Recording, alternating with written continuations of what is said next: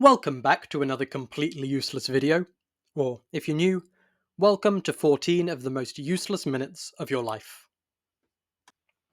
If you've been on Instagram, or YouTube Shorts, or TikTok, you've probably seen players or pundits build their perfect batter. But because I'm extra and like talking about cricket, my thoughts will not fit in a short, so you're going to have to listen to me drone on for longer than expected. How this is going to work is I've got some general categories and then some specific shots, and I'm going to take an attribute from certain right-handed batters to build what I would consider the perfect right-handed batter. I'm also only taking one attribute from each player to spread the love a little. Let's get into it. First up, technique. It's not actually essential for a batter to have textbook technique. Take Steve Smith, for example. He is the height of unorthodox, and yet he is so difficult to get out. However, while I am a big fan of Spud's eccentricities, I'm also a sucker for aesthetics. I want my perfect batter to look like a coaching manual, and Mithali Raj is the player who embodies that best. She has immaculate footwork, a textbook high elbow. If you want to teach a kid how to bat, show them videos of Mithali Raj. Yes, she struggled to pierce the infield, but that's why we're taking other players' attributes. Speaking of Steve Smith, that's who I'm taking for temperament. This man lives to bat, and you know what? I think he's rather good at it too. We all know the stories his teammates tell where he's just shadow batting in the changing rooms, or in his hotel room, or in the corridor, and while I can't say it with certainty, I'm pretty sure he shadow bats when just walking down the street. No judgment, I do that too. Add Mithali's technique to Spud's obsession, and you've got a batter who just won't get out. There are a lot of older players who probably deserve a mention. Bradman, Hobbs, Hutton, Sutcliffe, Barrington, Boycott. The list goes on, but I'm happiest with Smith. In an era of T20 power hitters, we're spoilt for choice on who to select for power. A list of honourable mentions would really be silly, but I think there's three standout candidates. Kieran Pollard, Shahid Afridi, and Andre Russell. Whichever way, you're clearing the boundary with ease, no need to find the middle. I think we'll go with Russell. But we can't just rely on power. A great batter needs great placement. And are there any better than Virat Kohli? The way he can bisect boundary riders with surgical precision is extraordinary. A lot of players talk about how good a runner Kohli is between the wickets, being able to turn ones into twos, but what less people talk about is just how perfectly he weights his shots so that it allows the second run. But even if our batter can weight shots like Kohli, they still need to make use of that by running. We need a player who is rapid between the sticks. No use having Inzamam. This will also help with fielding, but we're only focused on batting at the moment. Before, probably about 2010, cricket was not known as a sport where the players were exceptional athletes. A lot of them really didn't care about their bodies as much as they should have or train like professionals. So, naturally, we're going to go with a more modern player, and I'm going with Glenn Phillips. We've all seen him fly in the field. We've all seen how he gets to balls that nobody else can. He is lightning. So, we've got the pace, but how well can our batter play pace? There are many great players against pace bowling, but I think three options stand out ahead of the rest. Viv Richards, Ricky Ponting, and AB de Villiers. This is unfortunate because these three all have some exceptional shots in their locker, so picking one now means we might miss out later. However, I've worked everything out, and I think the best thing to do is put AB de Villiers here. He just looks so composed against express pace, like he's got all the time in the world.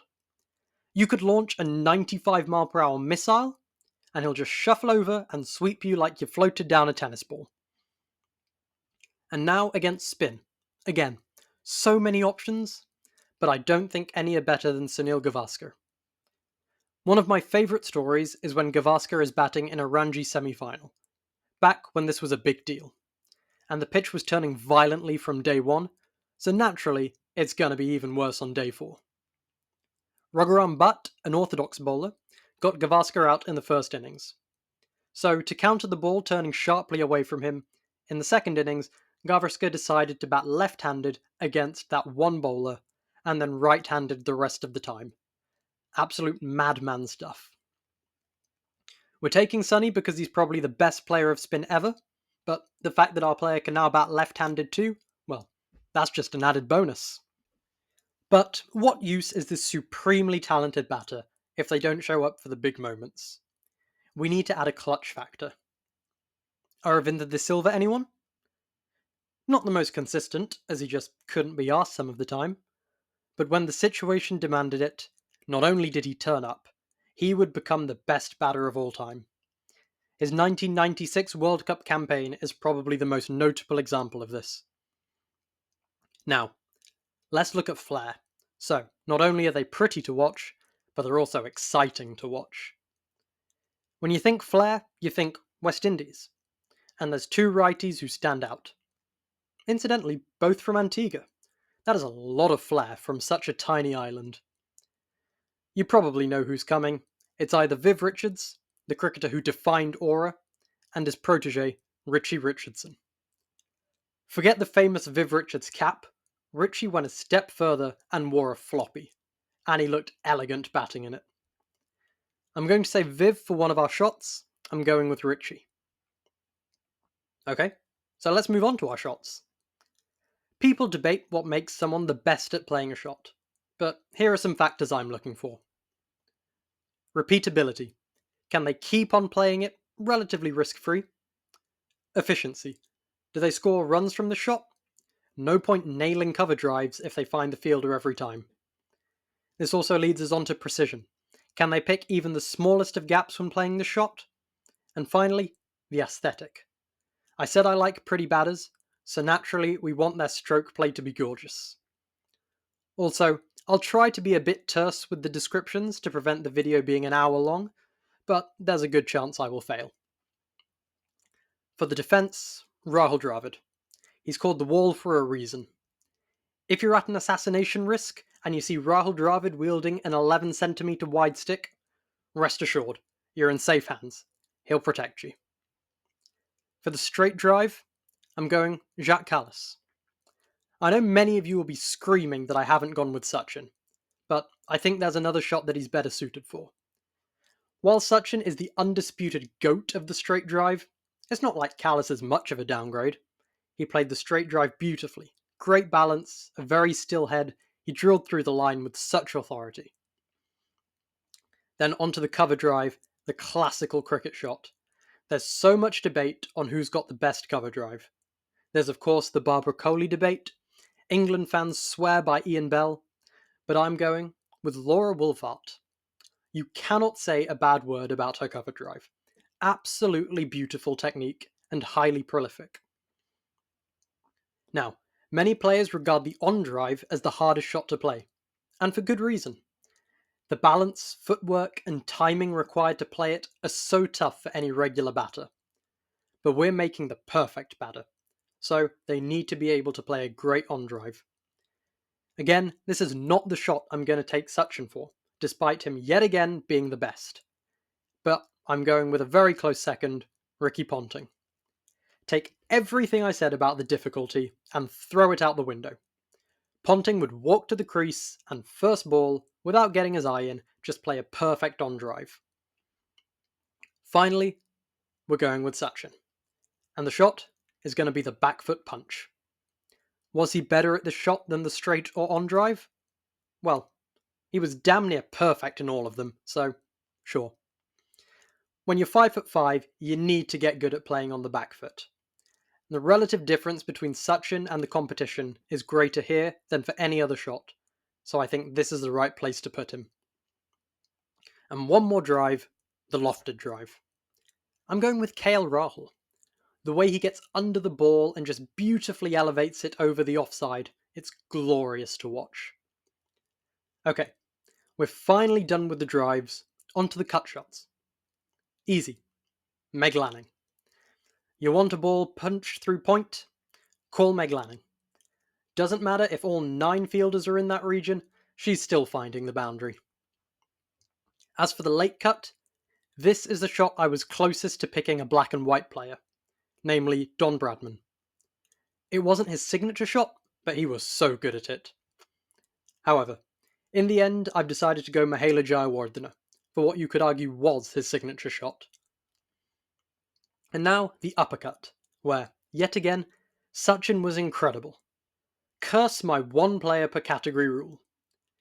Mark Waugh was another who played it beautifully, mostly because he didn't like hooking, but my pick is Sehwag, who turned it into a real weapon.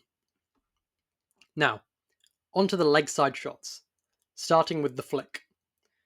Unsurprisingly, we're going with those classic subcontinent wrists.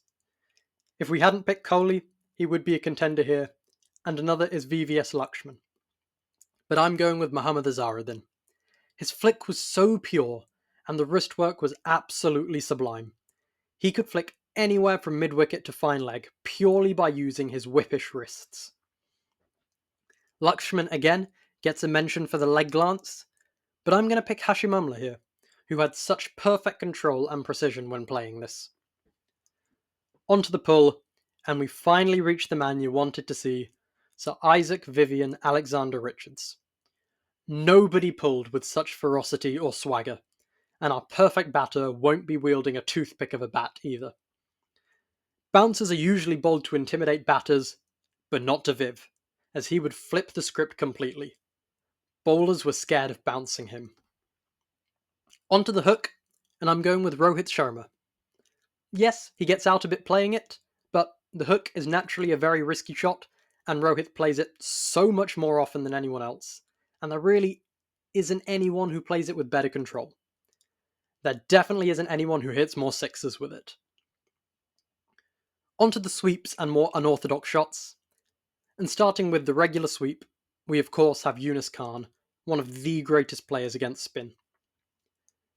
Fellow Pakistani Mushtaq Mohammed is credited with pioneering the reverse sweep, but we're going with someone else. An Englishman who could have been chosen for the sweep too, Joe Root. There are many other reverse sweepers who are a lot more unconventional, but Root seems the most repeatable and the most orthodox. Well, as orthodox as a reverse sweep can be. We'll take the slog sweep of another Englishman, Kevin Peterson. He used this weapon against Warne and Murley to counterattack. What more needs to be said? And finally, we'll end with the two most unorthodox shots, the switch hit and the ramp. And they are going to players who could be considered as Mr. 360 if AB didn't exist. We'll obviously take Maxwell for the switch hit. He can hit it further than most left-handers. It's not a gimmick for him, it's a weapon. And as for the ramp, I'm going Jos Buttler. Cool and collected, and a shot he plays with a surprising amount of control. Hopefully you enjoyed this video, or if you didn't, hopefully you at least managed to kill a few minutes and think about cricket for a bit. Feel free to leave your thoughts or your own perfect batters in the comments, and feel free to subscribe if you never want to miss a useless video. Bye all!